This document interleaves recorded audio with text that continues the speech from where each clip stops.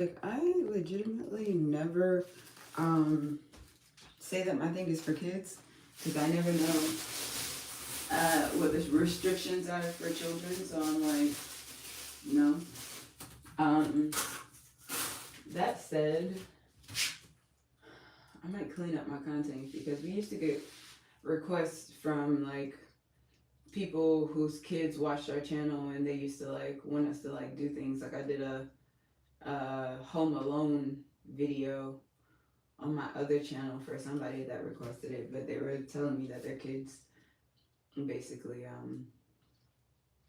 wanted to see that. So here we go. Did you know that in Haiti there's a love spell tree that you can tie someone to? This is Kia's latest. Cemetery. I am back with another spooky story. Pictures will be included. This one was sent to me by one of my OGs. She will be tagged. We're gonna call her Renee, because that's her name. I have another story time I want to share with you. It's something that happened in the cemetery in Haiti. I have many pictures also to send to you because I was able to get some pictures. It's the story of my friend and I. We have some researchers in the Grand Cemetery in Port-au-Prince, which is the Grand Cemetery of Port-au-Prince. Renee said, just so you know, when you have to do something in the cemetery, there are rules. And if you need someone to guide you because you don't know what you're doing, you need to pay. But her golden rule was not to give them her money, but to buy cigarettes and liquor. So as a form of payment, she bought cigarettes and alcohol instead. So this happened a few years ago. This happened November 2nd, 2018. As a part of her anthropology studies, Renee had to conduct research on voodoo in Haiti. This led her to visit a cemetery to observe and experience some of the rituals happening there firsthand. Side note, this was just for knowledge. That day she went with her friend. Usually they go in groups of 4 people when they're doing something voodoo related. But this time it was just Renee and her friend, as everybody else was busy doing what they had to do. So her and her friend decided, okay, let's just go together. When you're doing research on voodoo on your own, you often need a guide, aka a malfecte. And you need this person to explain to you the different spirits, the laws, the rules, and how they work. And on that day, they were guided by one of the malfecte who are present in the cemetery 7 days of the week. They had to go to Baron, and if you don't know him, that is a law in Haitian culture. They also visited all the necessary places in the cemetery. When finally they approached this eerie-looking tree, they stopped to look at the tree. They were informed that it is a tree used for love spells, where people would attach items like pictures or small crafts to influence someone's love life or decision. They can also make their partner spend all their earnings on them. It's a pretty cool tree. While the two are there looking at the tree with the guide notices something. As he's looking at the tree, he recognizes a picture, and it was a picture of someone that he knew. So in his emotional state, he impulsively just pulls the picture off of the tree, and instantly, a terrible, overwhelming smell filled the air. It wasn't like rotten food, but something terrible. It was suffocating and almost unbearable. Renee says, but that's not the right way to do things. He didn't even go to Baron. He didn't even offer something to the crossroad. He didn't ask for passage. So there are consequences to his actions. After that, the guy started to feel dizzy and started to get really itchy. He was so itchy as if you would have thought that he got caught in poison ivy or something. He couldn't speak clearly anymore. His language became slurred and childlike. And this the guy? As though he had mentally regressed. Renee and her friend were terrified, but they still need to complete this research. So they tried to insist on going somewhere else. So as they're exiting that area, they pass this place where they're doing ceremonial stuff, and the guy tries to get some powder to help with the itching. It didn't help. As a matter of fact, it made things worse. He then collapsed on the floor and just starts shaking uncontrollably, unable to regain his composure. He was literally quaking on the ground, unable to control his movements. It was terrifying to witness. At this point, the two ladies just wanted to finish it, but they had to wait. If you're Haitian, you know better not to start using someone's services just to move on to someone else. So they had to see this through, my boy. You can't just ditch him and go to somebody else. It don't work like that. So this seasoned guy was literally their only option, and also they were on a time crunch. This research can only be done between November 1st and November 2nd. And guess what? It was November 2nd. So they had to wait for whatever he was going through to pass. So later, the guide seems composed and they continue with the tour. They moved to a different area where there was a Réchaud Trois Pieds. I'm not sure what that is. I'll add pictures if I can find that. But there, the guide told them that there was a spirit that wanted to offer them a gift. The guide looks at Renee and says nothing. He was blank, as if he was a ghost. Then he turned to her friend and said, Esli Dantor has something for you. If you're unfamiliar, Ursuli Dantor is a loi / spirit in Haitian culture. He said, Ursuli wants to gift you something.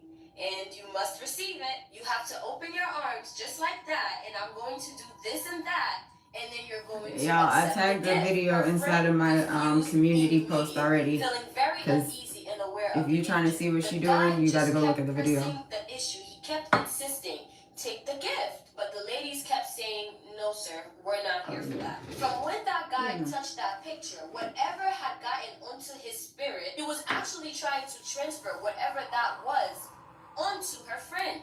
However, the friend resisted. So had the friend actually opened her arms to accept the said gift, it would have been the friend instead of the guy. Although the friend resisted, although the friend resisted the gift, the friend became visibly unwell, unable to handle the intense energy around her. They had to run to leave the cemetery and basically do their little ritual/cleansing while they're leaving the cemetery. You're never supposed to just walk out, right? Spirits can follow you home. Ever since the guy removed the picture from the tree in the cemetery, she said that anyone there can feel the energy switch. So anyway, they leave the cemetery, and before they enter their home, they undressed outside, they entered naked, they went to the bathroom and cleansed themselves in the shower. Her friend, however, was still not okay for the rest of the afternoon, but eventually she recovered. Thank you, Yolene, for submitting that story. This is the thing, I'm pretty sure for the ones that are watching this right now, when you in an area where there's ritualistic things going on, you don't touch it. I don't care what it is. Don't touch it. Now look, you probably didn't believe in all of this and just like ripped it off because it's just an instinct. But you're not supposed to touch stuff, even if you don't believe in it. Energy is energy, and if somebody has focused their energy into some type of ritual or something that is being done, for you to interrupt that and don't know how to protect yourself or don't know the necessary things that you need to know to battle whatever energy you are interrupting, what did you think was going to happen? Welcome forward to another video today. We are doing spooky stories that is happening to our fellow family on Earth. We got more proof that the world is more magical than you think it is, so let's just get straight into it. I slept with this guy who I believe is either a succubus or a demon. I'm back with another spooky story. Throw is not throwing right now, so let's just try and mind our business, okay? Okay, sis. The story, Sierra. So Sierra met this guy, we're gonna call him James. And Sierra says from the very first time that she ever met James is so charismatic. It's just something about James that attracted her to him. He was very charismatic, can hold a conversation. Most importantly, James made Sierra feel seen. She said that she met James at a party, and even though she's really not that type of girl, things progressed pretty fast. She said that when she met him, it was like that of a movie, where everything froze, and the only person that she could see was James from across the room. Which now thinking back, I wonder if he was sent to me. So she said this whole time at the party, James and her were making eye contact with each other until he decided to come over and talk to her. It was towards the end of the party, they decided to go outside and get some food together. And while they're getting food, they get to talking. What Sierra assumed would be a quick trip to get some food and, just a casual conversation, turned into an hour of talking to 2 hours of talking. To now being at this guy's crib and doing the bada boom bada bang thinking ma'am. She says that she cannot stress it enough that this guy is her typical type from head to toe. It was almost like crazy that she felt like she had found her soulmate from day one. And after the sex, it just pretty much further confirmed everything, that this guy was the guy for Sierra, or so she thought. Sierra says that she would describe herself as a chill girl. She's not the type of person to go crazy over anybody, and her parents also always instilled self-worth into her. So she really doesn't understand the next series of events that would happen. She fell madly in love with James after like the first day. All she could think about was James. It was as though she was obsessed with James. If she didn't know any better, she would have thought a love spell or something was done to her. But what are the odds, considering she had just met this guy? Maybe she just really likes him. Well, she continues seeing him, and this is when Sierra starts to notice some of James's habits. And James is a gallus. James can pull bitches. And Sierra, seeing how James moved with these other women, she starts to feel like, wait, am I not different? Are you just like this with everybody? She kept seeing him, and everything was just going way too good between them two. Even though there were other women involved, and she knew that. Just always thought that James was young, and eventually James was going to lock down and make her his wife. As Sierra is falling deeper and deeper in love with James, it seems like James started to switch. The more invested and in love and involved Sierra got, the more distant James became, which caused this push and pull effect in in their relationship. Sierra always felt like James really cared about her, so one day she decided, you know what, I don't like the way he's been acting lately, so I'm just gonna stop reaching out to him and see if he reaches out to me. Sierra said during that break, this is when she realized that something was definitely off, as she felt like this guy had an intense hold on her. She was dreaming about this guy every single night, whether it be dreams of them hooking up, them being in a relationship together, him proposing to her, or him straight up telling her that you are not strong enough to ever leave me. You need me in your life. Every single time, Sierra would wake up from the dream feeling like, yeah, maybe I do need this guy. Maybe I do miss this guy. Even though it was difficult, after a couple of tries, Sierra knew that she had to go cold turkey because there was just something about this guy.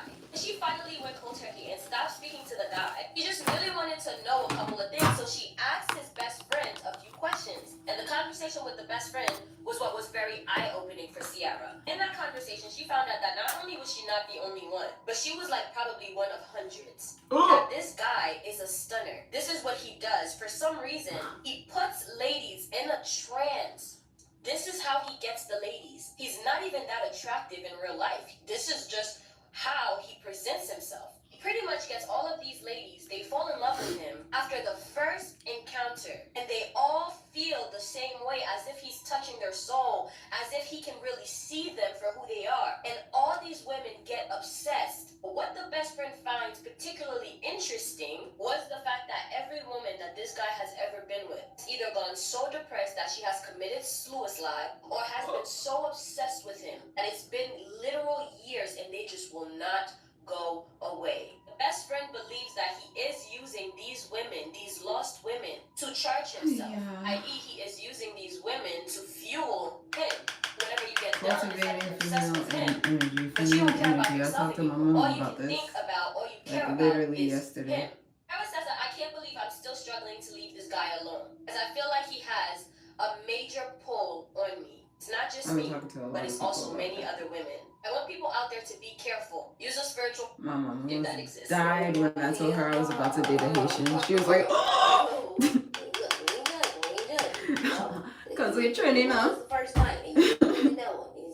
You know, you just sometimes you run into people who spirit species, and the spirits that they hang out with is incubuses and succubuses. You feel me? And sometimes they don't even know. They don't even know that they hanging around succubuses and incubuses all in their Sometimes, but sometimes they well aware of what they're doing. Like, you know, they have like intent. whamming. You can tell when they whamming, and they just look more like vibrant, more energized, more handsome. You know, you can tell when they in that stage of just sucking women's energy.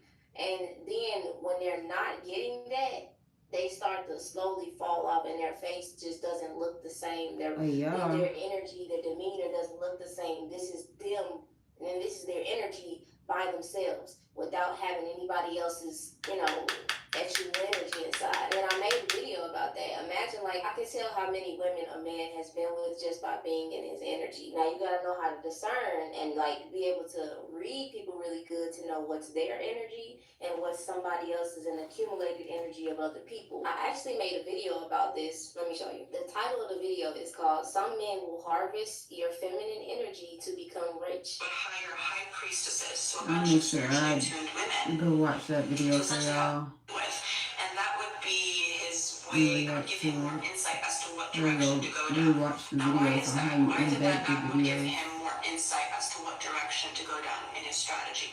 I'll tell you why. It's because women have the innate ability to create vision, because we have more attunement to the 5D, the spiritual realm. And as we know, everything happens first in the spiritual realm before it happens in the physical realm, the 3D, right? Men are leaders of the 3D. Why do you think that men who are building on their career and doing all these things, who don't want to settle with girls who are 10s, like I'm talking, they are 10 out of 10s, will not settle with them? Because they're harvesting feminine energy. They're harvesting that energy because they know it's powerful. It leverages them in the 3D realm. Why do you think men, time and time again, have been celebrated for being with multiple women? Yet women are not celebrated. Now here's the thing. I could say some names of some men in the industry, men on social media, men on YouTube, men everywhere. You know who I'm talking about. You think the government only does energy harvesting. Baby, This is why I'm trying to tell y'all, abstinence is your best strategy when you are trying to reserve and collect your energy. They know the power of your portal. And that's exactly why they are praised for how many women they have messed with. And when they find one that has the regenerative ability, the regenerative energy, like women who don't look like what they've been through, they'll settle down because your light is big enough to feed him and his homies on the other side. Even just with like celebrity or well-known men, you can tell when they have been using feminine energy of other women to grow and to it says pointed verse 19 because they'll start growing more, they'll start being seen more out in the blogs, and just that they'll start to get more attraction and attention. That's because that's that feminine energy that they're taking. They know exactly what they're doing. Tell me your craziest story about intuition and how it ended up being true. I want to be freaked out. I want to hear these stories and be like, what? Okay, but you asked for it. We're gonna go back 14 years ago. I had invited my friend over who was supposedly pregnant, just like I was. We were both 18, and I don't know, just everything seemed like normal. The whole reason that she had came to my house was because she wanted to give me baby shower gifts, and she wasn't able to make it to my baby shower. What's the harm, right? Well, as the night goes on, everybody leaves my house, and it's just me and her. At this point, I start to get all these weird feelings. Honestly, feelings that I can't even explain. She had this gift for me that she stated needed to be shown to me in the dark because it was some type of light that shined on the ceiling for my son. She told me to stand in the middle of my room, turn around, and close my eyes as she tried to dig through this bag looking for the present. As that started to happen, I started to have these weird thoughts. It wasn't even just weird thoughts, it was almost like somebody was whispering, telling me what was going to happen before it even happened. So these thoughts, or this voice that I was hearing, was telling me, like, Angelique, you're about to be stabbed, you're about to get hurt, like, it just kept going over and over and over again. And at this point, I never had this I listen to the voices, I will be I don't gone. understand what's even happening. Not even gonna lie. When I get voices like that, I'll be like, yeah, I'm out. She told me to turn around, sit on my bed, and she got up behind me, put her hand on my shoulder, started to count to 3. She started saying 1, 2, and right when she started to say 3, it was like something told me, stand up. So I got up as fast as I could, ran, and turned the light on. There's a lot of in between, but long story short, she had 2 large butcher knives, a pair of scissors, disinfectant, and had one of everything to take my baby from my stomach.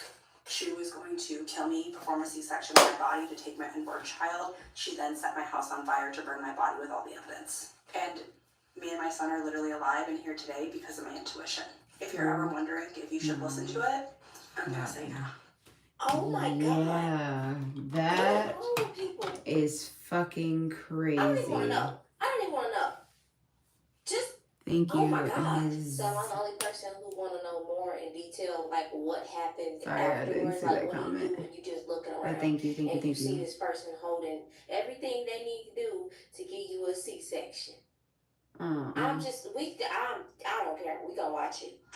A Maricopa woman is accused of plotting to kill a pregnant friend. Police say they arrived at the victim's home on reports of a fire and found Cassandra Taruga holding 2 large butcher. I started having these like really weird thoughts of thinking like, what would you do if she were to hurt you? How would you protect yourself? What if she were to spew? And like instantly, like my brain was like, what are you doing, Angelique? Like stop thinking like that. Like nobody would ever want to hurt you. Like your friend would never want to hurt you, but I could not get like this thought out of my head that I was literally about to be hurt. Like it wasn't even just hurt. Like specifically, if you like in my police like tapes and everything, I specifically say like that is what I ultimately thought was going to happen to me. But there also was like nothing that made me think that. Just the fact that I felt nervous. So I'm sitting in there and what feels like it's like 5 trust your minutes, intuition. like, I don't know, Hey girl, you're beautiful. Hope you have a good day, night, whatever it is. Thank you from the UK. Aaron? Is it Aaron? If I were to get stabbed or if anything were to happen to me, like I could call my mom and like worst case scenario, she can hear the voicemail. Like I went really, really deep into thinking I was gonna die. So it sounds crazy, but that is literally how my intuition, like that was what my gut feeling, the intuition feeling, whatever you want to call it. God, at this point, I don't know. Just this voice is inside my head telling me I'm gonna die. So I stand up and I tell her, okay, let me go ahead and sit on the bed because my back is hurting. At this point, it's like still really, really dark, but I can see shadows, so it made me feel a little bit better. But then what she did is she grabbed the bag, came up behind the bed, like on my bed, and put her hand on my shoulder. And she's like, okay, are you ready? And I was like, what are you doing? She's like, I'm going to put the light over your head so that you can see it. And it's going to shine against like your closet doors. And I was like, what? And she was like, are you ready? And she put her hand on my shoulder. She leaned me forward. I'm 9 months pregnant, so my belly is huge. And she goes, 1, 2. And like, as she starts saying 3, something inside of my head said, get up. Like, it was like a loud, get up. And so I got up as fast as I could, went and turned the light on, turned around, and she was, I don't know what she was doing. She was startled. Her phone rang. She said it was her husband. It distracted me. Was her husband in on it? So I walked out of the room and I started to collect my thoughts and thinking, what the fuck is going on? So I've watched way too many crime shows to know that you do not let them know that you know. Like, you know that you're gonna, like, I wasn't gonna sit there and start arguing with her or start like accusing her, because at this point I'm like, holy shit, like, if she knows that I know, then like I'm a goner. Like, me and my baby are gonna. But then I also started thinking, what if I'm wrong? Like, what if I am wrong? I'm 18 years old. I am a senior in high school. You cannot fault me for thinking like a teenager. Like, what if I'm wrong? And then I call the cops, and then it was all a misunderstanding. And now the whole school thinks I'm crazy because I just called the cops on our friend and said she was going to come and take my baby. Like, that sounds crazy coming out loud. So I didn't do that. So instead, I played it smart. I waited around. Other things went by. And long story short, it ended up turning into my closet getting on fire. I put the fire out. The paramedics came. Firefighter department came. It was the whole shebang. My whole closet was in flames. Long story short, I'm trying to like make this fast, but we end up like the paramedics and everybody show up, and she's faking contractions. I'm having real contractions. I still have no idea how the fire started in my house. I know it's her. Like, subconsciously, I know she's the one that started the fire in my house because she was trying to kill me. But I end up telling my best friend who was there at the house with us, because he lived right down the street. And so like when the fire, like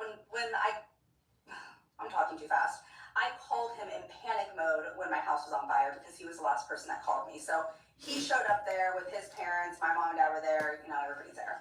And I tell my best friend, I think she was trying to kill me. I had this weird feeling. I felt like a knife was to my back the whole time. And he thought I was crazy. I said, please don't tell anybody. Like, we're going to try to see if the fire department can figure out what happened, like what started the fire.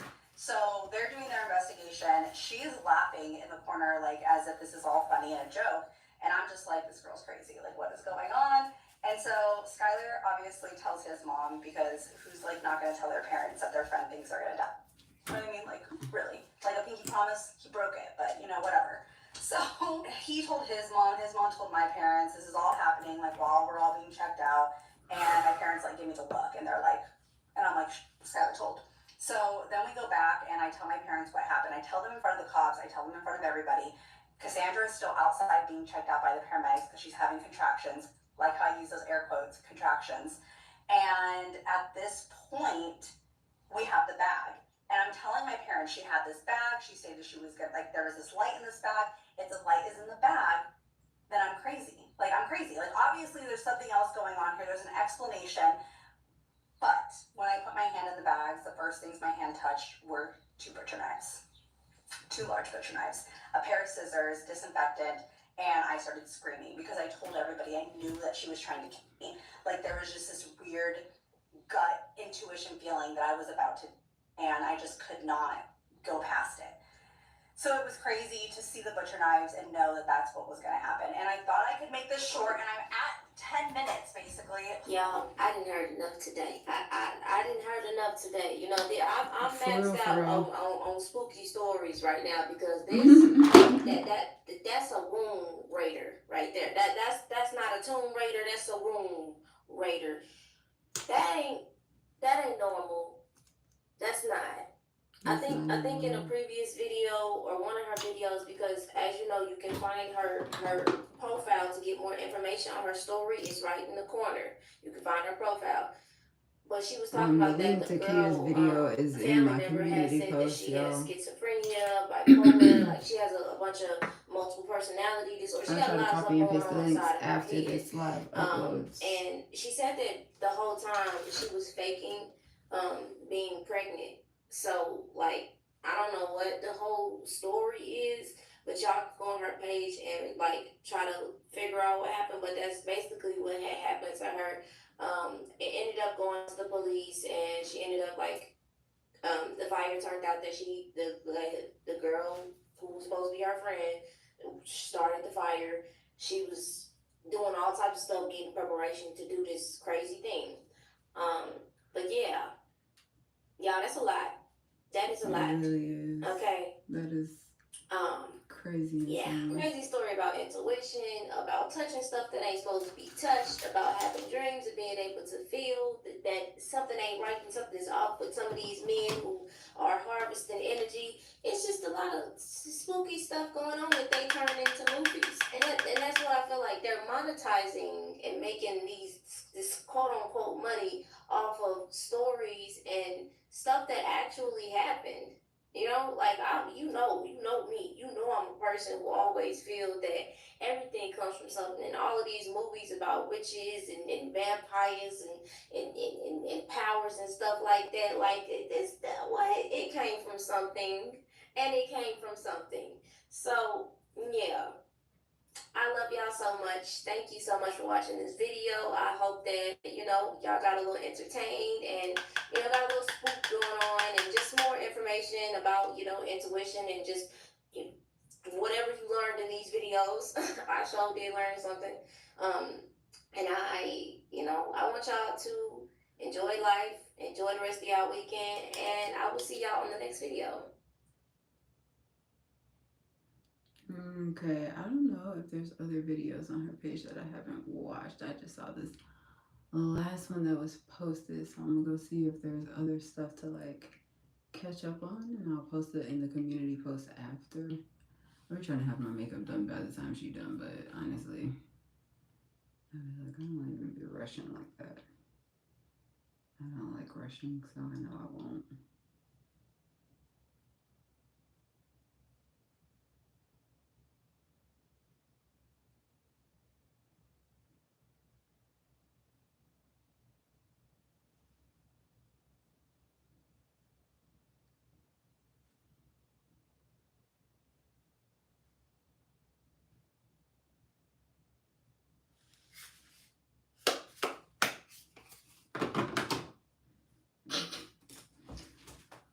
So let me see.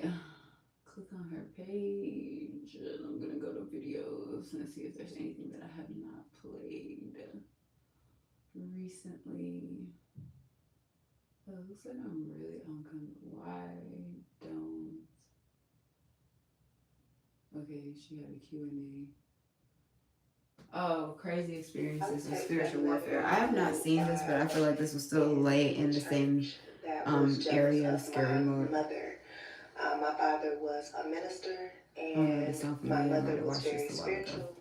And just not on this did profile, not believe on my other that one, the one my that's mother only and father manifesting. should have been together because they believe my mother was a witch, which is ironic, right? My father had an appreciation, and the food that was prepared for everyone, I took one bite, and I fell ill immediately to the point where I had to go lay in the backseat of my father's car. That moment led. I think I told y'all this, but just in case I didn't, I'll probably post like a story time about it. It'll be brief, and I'll have to like tap into the person first. But like I heard this story, and immediately I was like, that's crazy, because I had just heard that story from somebody else. I have a freshman sister that lives in Alabama, and she was basically telling me the same thing happened with her family. Only thing is they hadn't accused her mama of being a witch. She just know that she went there, and at some point they like admitted to what they did. So when she told me the story, I was just like, I would stay away from them, but she was still talking to them. So to me being paralyzed from the neck down and a 3-month hospital stay. I never received a formal diagnosis, and I was told from the doctor that I would never walk again. Like any loving parents, my mother and father were willing to try anything, and they were looking for answers, and that led them to Malidoma Salme. At that point, point, we had given up on modern medicine and we had began to fight a spiritual war that included spiritual baths and ritual. Within 30 days, I had taught myself how to walk again. And I'm not saying it like I'm just, no, by the grace of God. I regained strength in my limbs after being told that it would not happen and that I was sent home in a pink wheelchair and they gave me a walker. And that was pretty much it. I made a full recovery. I moved on with my life. Went back to school like nothing happened. But every so often, I think about that. How those same church folks would accuse me of being a witch and practicing witchcraft. But I was hexed by a woman in the church. Thankfully, she regained her ability to walk again and became healthier after that. A lot of people don't understand what's happening to them and why randomly, health problems start to happen out of nowhere. Yeah. Welcome forward to another video. I'm so glad that y'all clicked on this because we are on another episode of This World is More Magical Than You Think. I am back with another spooky story, and this one is yet again another submission from South Africa. This was all around with spooky stories. The story is from their aunt's husband. So she says that her uncle and aunt stayed in a ghost town, miles away from everyone in the family. Now, she said this is a ghost town because it's a very small town in South Africa with minimal stores. It's just a creepy place. So they visited their newly built house for the first time this one time, and to her, something was just off. She always used to feel like she was being watched by someone or something while she was inside the house. She even dreaded going to the bathroom or getting a glass of water from the kitchen because at night, everything was just much creepier and she was just scared. She was scared of what? She does not know. But she knew there was something to be scared of. So one time while they were sleeping around 1 a.m., she woke up to a noise. And it sounds like a dragging noise. It sounds like something was dragging themselves on the ceiling. And it wasn't like a typical mouse or a bird. It sounded like something dragging itself, like something really, really heavy. Like she was so paranoid and scared that this thing is dragging themselves right above her. Like what would happen if the roof just collapsed and whatever it was just fell onto her? Which is a fair fear. The house was just creepy as fuck. Okay, so this was 2012, right? Fast forward to 2019. Her aunt was at work and she claimed that she saw a snake running towards her. It literally went past everyone and headed straight towards her aunt. The aunt, seeing the snake charge at her, runs into one of the storerooms, locks herself inside until the snake just went away. The snake left and no one saw where it went. So fast forward to 2020, her uncle and her aunt got a divorce because the uncle was messing with somebody else. Like he was dating somebody else, which is very on brand for African men. And apparently this lady that, her uncle was dating told a friend of hers that she saw the most unforgettable thing in the house. So her uncle was bathing, and usually when he takes a shower, he takes really long. So this one time he forgets to lock the door, and the lady was wondering, why is the water splashing so hard in the shower? And when she walked in, nothing ever prepares me for these. She saw the biggest black snake in the tub that she's ever seen. The lady apparently took her phone and ran away. She left all her belongings and never went back there again.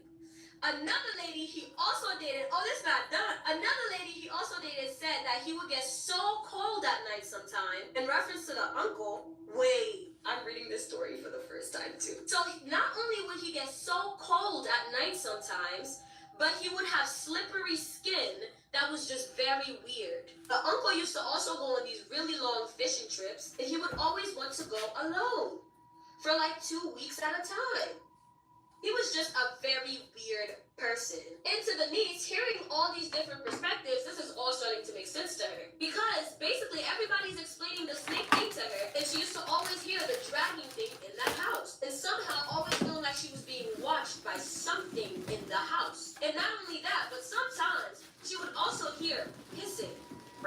So the whole time, her uncle was shape-shifting into a snake. Luckily, her aunt divorced him before finding out about all of this. But she also says she would experience weird dreams in the house, or it would be as though she's seeing a snake in her dreams, just laying there in their room looking at her. It was absolutely horrifying. Yeah, so people can turn into snakes. Earth, y'all. I got my snack, so get yours. It is a snack. I'm Haitian. So, there's there's this girl. Let's call her Deja.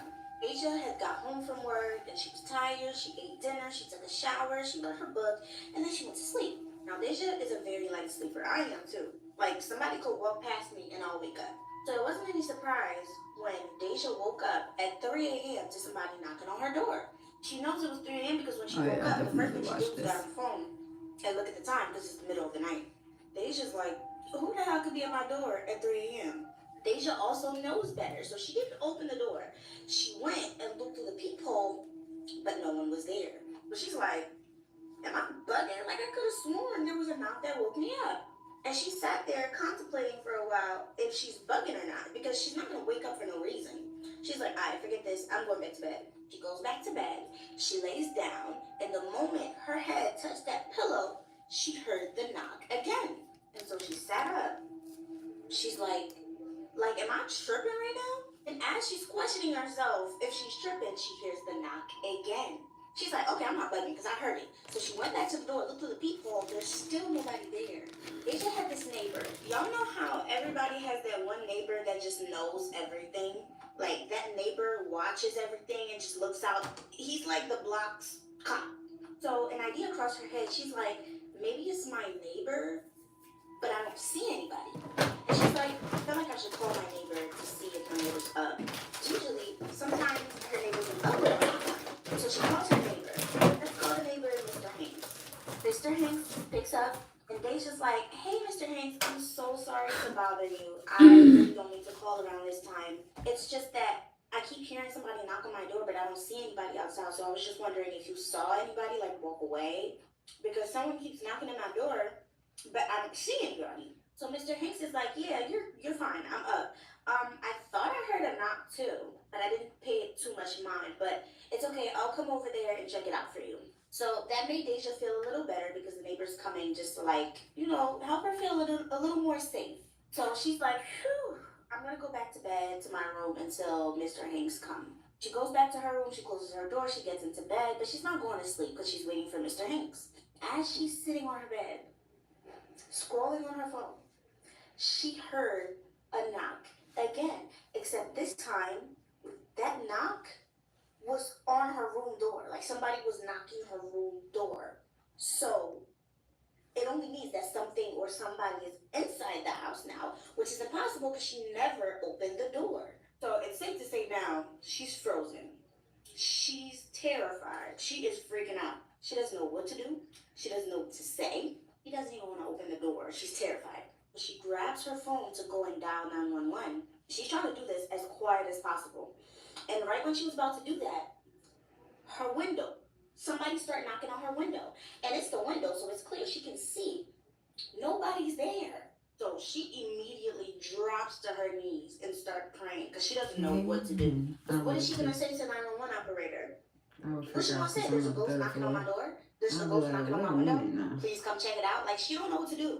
As she's in front of her bed, on her knees, praying, she sees something under her bed. Now, Deja's a very clean person. She doesn't keep, like, she's very clean. She's like a germ freak. So when she saw something under her bed, she's like, impossible. And the way that the thing was, like, the way it was placed, it was as if somebody planted it there. So she goes under her bed, she reaches for whatever that she saw, she pulls it out, and it's the underwear of the person she last had sexual relations with. It was his boxers. And not only was it his boxers, this is exactly what I was telling you. I was like, I saw this video. This video came up on my feed about that had oil this. on it. And it was like wrapped, like as in like a small little ball so that it can be hidden. And when she opened the underwear, there were herbs inside. Herbs. The Haitian came out of me and I said herbs, but you get it.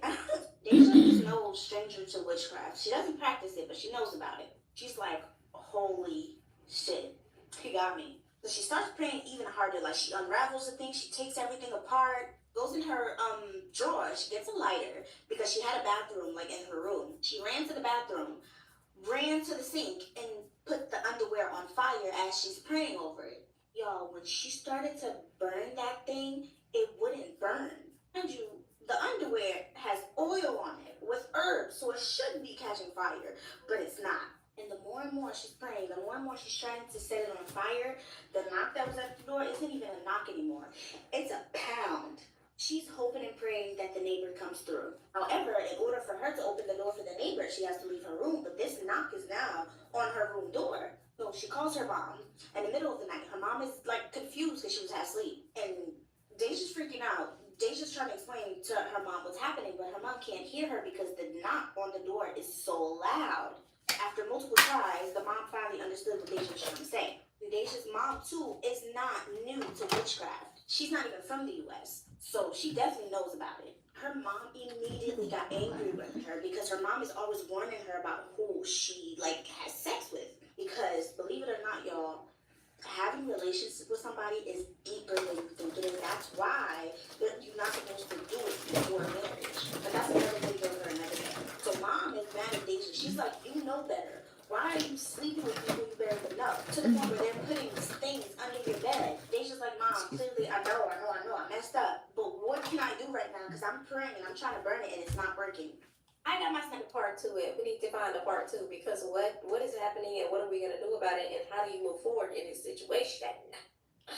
Deja's like, Mom, please help me. I understand I messed up, but please, I don't know what to do right now. I'm scared. But Deja's mom is like, stay where you are. I'm on my way. Stay on the phone. So Deja stays on the phone. She continues to pray and she continues to try to burn these boxers. And it seems like it's working, but not really. It'll spark now, but it still won't burn. Deja's mom puts her on hold and calls up her pastor. Speaks to the pastor. She told the pastor what's happening, and the pastor told her what to do. He told her to get her anointing oil, get her Bible, and head there and pray all over the house. Now, thankfully, Deja's mom has a spare key to her apartment.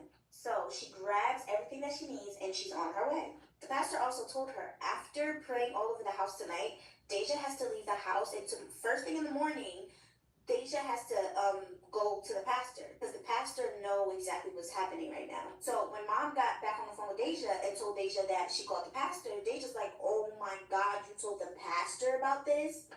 You told the pastor I slept with somebody and now they do voodoo on me? Deja was so embarrassed, but that was the only person that mom could think of that could help. Mom gets to her house. She opens up Deja's door, and obviously no one was there, but the moment she walked into her apartment, she felt the presence, and her apartment was cold. So she runs in, she opens up Deja's room, and there's Deja, terrified, crying. So immediately she picks Deja up and she starts praying over Deja. She starts praying over her. She's putting the anointing oil on Deja. Finished praying over Deja, she starts praying over the house. She starts going all over the house to pray. Deja's trying to pray too, but she's still terrified. Last but not least, she goes to the underwear thing and she pours some of her anointing oil on it and starts praying over it. And as she's praying, she calls Deja over. She tells Deja, you need to pray with me just as hard as I'm doing. So Deja comes and they're praying. I kid y'all not. As they're praying, this thing catches fire. Mind you, Deja has been trying to put this thing on fire. It caught fire on its own. Deja had never experienced something like this in her life. So saying that she was terrified is an understatement. Because she had been trying to light this thing on fire for a long time. And you mean to tell me it just caught on fire by itself because they were praying? They start to pray even harder. Mom is going in with the prayer right now. Deja is trying her best to pray, but she's traumatized right now. And about a minute into them praying, Deja starts cramping. She starts cramping really bad, as if she has a bad period. So Deja tells her mom, and she's like, Ma, I'm cramping, my stomach hurts. I'm cramping right now.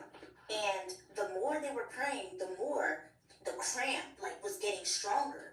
It gets to a point where Deja's on the floor, curled up, crying in pain. At this point, Deja's regretting every single decision that she's made that led her to this point. She's trying to pray, but she's in so much pain. And now, Mom is freaking out. Mom was strong before, but now she's legit freaking out. Because not only is Deja on the floor, curled up in pain, she sees that Deja starts to bleed. Oh. Immediately, she calls 911 for the ambulance to come and get her. Right after she called 911, she called the pastor back and told the pastor what's happening. The pastor's like, all right, head to the hospital, I'll meet you there. So after about 10 to 15 minutes, the ambulance arrives. They take Deja and Mom and they head to the hospital. Get to the hospital, and after about 20 minutes of them getting to the hospital, the pastor shows up. The pastor speaks to her mom first to get a more detailed explanation of what happened. The mom answered all the pastor's questions.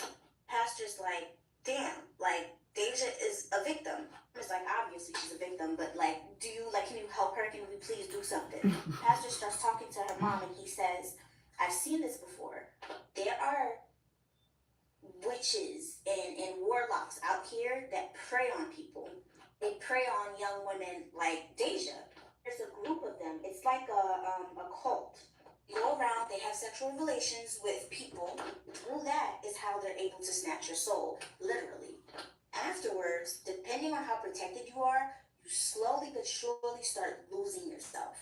Your life slowly but surely starts falling apart. 90% of the time, the person ends up losing their mind. That's how they're able to take that person's soul. Pastor's like, we're going to have to do a deliverance. But they can't do it at this exact moment because the doctors are working on Deja. They take Deja, they do all kind of tests, and mom and pastor are sitting here impatiently waiting. Doctor finally comes back and tells them that Deja has a tumor. Mom instantly starts crying, obviously. Pastor's like, when can we see her? Doctor's like, we may have to operate on her very soon, but in the meantime, while we're waiting for more test results, you guys can see her. They go, and the pastor pulls out his Bible, he pulls out his anointing oil, he pulls out all the tools in the book, starts praying and praying and praying. The mom is praying, the pastor's praying, Deja's trying to pray, but poor baby, she's in pain.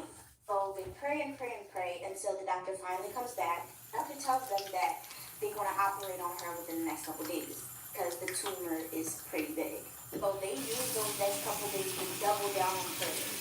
Long story short, when it was time for Deja to go and get her surgery, doctors were doing last minute checks, and the doctors come back and say, we've never seen this before, but the tumor shrunk. It's still there, but it shrunk significantly. Deja physically seemed like she was better too. She wasn't in as much pain anymore. Doctor gives them a choice to either wait it out or still operate. They decided that they were going to operate, so Deja went in for surgery to remove a little bit of the tumor that was left. Surgery went great. It was successfully removed. After all of that, upon investigation from the family, they find out that the guy that she slept with was indeed a warlock. Y'all have no idea how many of them walk around this earth. That's exactly how they get you. And it's not just men, women too. She just said that was the hardest lesson that she had to learn in her life. She's good. She's still good till this day. She's sane. However, she said she didn't have sex for 6 years after that. Not until she was married to her now husband. Let this story be a reminder that the temple that you reside in, that your soul is in right now, is very special and it's important. You need to keep up with that temple. Be in tune with yourself, be in tune with your body, and know the power of you being connected to yourself. Because when you disconnect, you're not aware of what's going on with you spiritually. So I know how them scary movies go. People don't start taking things seriously until something physically or that they're being attacked. No, the little things, the feelings, pay attention to your vibration, please. And also, even just for me, this is what I'm dealing with now. Even though, I'm pretty sure some of y'all are not Christians, I'm not a Christian, but it's also important to know the power of your word, the power of speaking, and the power of prayer. Being able to have certain things that you say, or, just whatever you use to channel or feel that divine light, that divine healing, that energy that you need to gain power over whatever you feel is attacking you, or whatever you feel if you're in danger, or if you need to just protect yourself before you go to bed. That is important. And I think that is a thing that we don't take seriously in the spiritual community, is speaking, actually having things that we say to really take care of ourselves on a protective, on a health-wise, on a love, on an energetic level. When you're in situations that might be negative, or you don't know what's going on, you need to be able to know how to energetically put shields up and be in tune with yourself energetically, mentally, spiritual, and tap into that version of you. And you can do that through voice, through the power of your words. But do you even know what to say? Are you prepared to speak power over a situation? Are you prepared to cleanse a house? Are you prepared to protect yourself before you go to bed? Are you prepared to pray over your food? Like, do you know how to speak energetically? But that was a great story. I'm so glad that she shared that, and make sure y'all go support the people who are actually giving these stories. I just wanted, like, I'm over here learning myself, so I know that I normally make content, but I'm learning myself about this world, and the fact that we are learning so much from our TikTok family is amazing. But yeah, that's all I really got today. I love y'all. Thank y'all so much for watching this video, and I hope y'all have a good rest of y'all day. I hope this wasn't too spooky. I hope this just inspired you to speak power over any situation where you feel you are being defeated or something is happening to you that you don't understand. So yeah, know the power of your word. Have a good rest of your day, and I love you. Alright, y'all. On that note, I'm going to go and share that video so y'all can go and watch that video as well. Aside from that, I am a Christian, so when it comes to speaking some power or some shield over your life, I will refer you to Psalms 91, Psalms 23, all Psalms. But really Psalms 91, and I'll share a link for that too, if you want to like have it playing for you off of YouTube, because that is also available. That said, thank you guys for joining me for today's Get Ready With Me while we catch up on our Kyia. Stay tuned for my next post. I got some errands I gotta run. Outside of that, I love y'all, and I'll see you later. Bye.